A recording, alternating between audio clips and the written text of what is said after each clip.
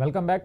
విజయసాయిరెడ్డి వ్యాఖ్యలకు కౌంటర్ ఇచ్చారు గుడివాడ అమర్నాథ్. విజయసాయిరెడ్డి మాటలు చూస్తుంటే మళ్లీ రాజకీయాల్లోకి వచ్చేలా ఉన్నాయని తెలిపారు.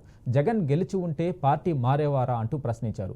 రాష్ట్రంలో 3 వర్గాలు ఉన్నాయని, ఒకటి కూటమి వర్గం, 2 వైసీపీ వర్గం, మూడోది గెలిచిన పార్టీలకు వెళ్లే వర్గం అని వెల్లడించారు.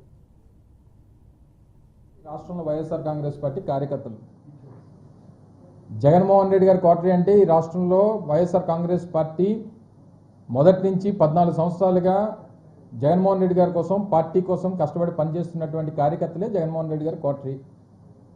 నిజంగా క్వార్టరీలు సరే పోనీ ఎవరో ఏమన్నారనేటువంటి పక్కన పెడదాం. ఏ రాజకీయ పార్టీలో ఏ నాయకుడి పక్కన క్వార్టరీ ఉండదు చెప్పండి. చంద్రబాబు నాయుడు పక్కన క్వార్టరీ లేదా? అది రాజకీయం కాదు, అసలు ఏ ప్రొఫెషన్లో క్వార్టరీ ఉండదో చెప్పు. ఉంటుంది కదా. ఇగో మా విశాఖపట్నంలో రామకృష్ణ ఇలా చేస్తున్నాడు, లేకపోతే ఇంకో దగ్గర ఇంకోటి ఇలా చేస్తున్నాడు చెప్పేవాడు చేసేవాడు ఉండడా చెప్పు. సో క్వార్టరీలు అనేటువంటివి ఈ ప్రజాస్వామ్యంలో, ఈ వ్యవస్థలు అన్నింటిలోని ప్రతి స్థాయిలో, ప్రతి వ్యవస్థలో, ప్రతి దగ్గర ఉండేటువంటిది.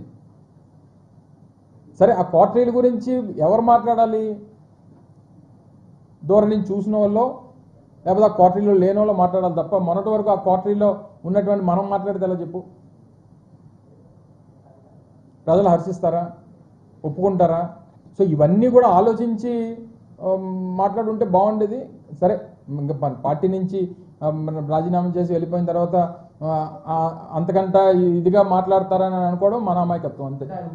ఇప్పుడు నీకు ఒకరి మీద మనసు ఇరిగిపోయిందని అంటే ఇంకొకరి మీద ప్రేమ పుడితేనే ఇక్కడ మనసు ఇరిగిపోద్ది.